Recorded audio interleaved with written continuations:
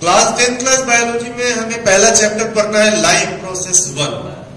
Life process 1 की definition देने से पहले हमें समझना पड़ेगा कि लिविंग और नॉन लिविंग को किस आधार पे हम पहचानते हैं, किस आधार पे इन दोनों को डिफरेंशिएट किया जाता है। निश्चित तौर पे लिविंग ऑर्गेनिज्म कुछ एक्टिविटी शो करते हैं जो कि नॉन लिविंग नहीं शो करते। तो उन एक्टिविटी जिनको लिविंग ऑर्गेनिज्म परफॉर्म करते हैं लाइफ प्रोसेस कहा जाता है। तो life process is all the activity performed by living organism are called life process. जैसे कि living organism nutrition, living organism reproduction करते हैं, एक्सक्रीशन करते हैं, ग्रोथ दिखाते हैं, मूवमेंट करते हैं, एटसेट्रा एटसेट्रा।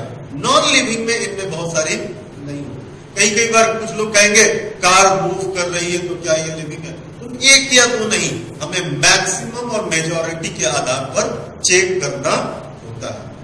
अब हम जब लाइफ प्रोसेसेस देख रहे होते हैं तो लाइफ प्रोसेस में हमें जो सबसे पहला लाइफ प्रोसेस पढ़ना है वह है न्यूट्रिशन। न्यूट्रिशन क्या है? Nutrition is defined as the process of obtaining nutrients and their utilization is called।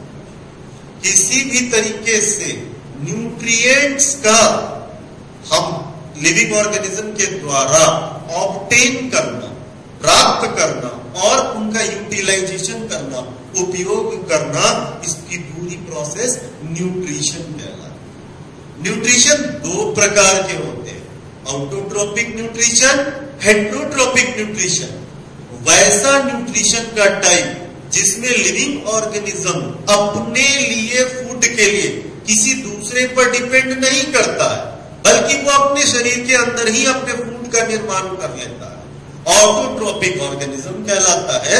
और mode of the nutrition autotrophic nutrition कहलाता है। इसके उलट अगर लिविंग ऑर्गेनिज्म अपना फूड नहीं बना पाता, अपने फूड के लिए वो किसी दूसरे लिविंग ऑर्गेनिज्म पे डिपेंड करता है, तो वो हेट्रोट्रॉप्स कहलाते हैं। और mode of the nutrition heterotrophic nutrition कहलाता है। हेट्रोट्रॉपिक न्यूट्रिशन में भी डाइजेशन के लिए हमें देखना पड़ेगा क्या वो उसके शरीर के अंदर में होगा या शरीर के बाहर में होगा। इसके आधार पर फिर हेट्रोट्रॉपिक न्यूट्रिशन को तीन भागों में बांटा गया, holozoic nutrition, parasitic nutrition, saprophytic nutrition. Holozoic nutrition और पैरासाइटिक और सैप्रोफाइटिक। होलोजोइक न्यूट्रिशन ये इस एक special type of heterotrophic nutrition होता है जिसमें living organism part of the food या होल फूड को अपने शरीर के अंदर में इंटेक्ट कर लेता है।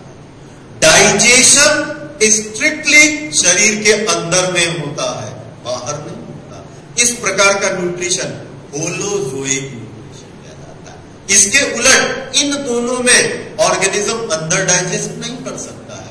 डाइजेशन जब भी होगा शरीर के बाहर होगा, बस उसे फूड ऑब्टेन करना होता है, यानी the digested food obtained in this mode.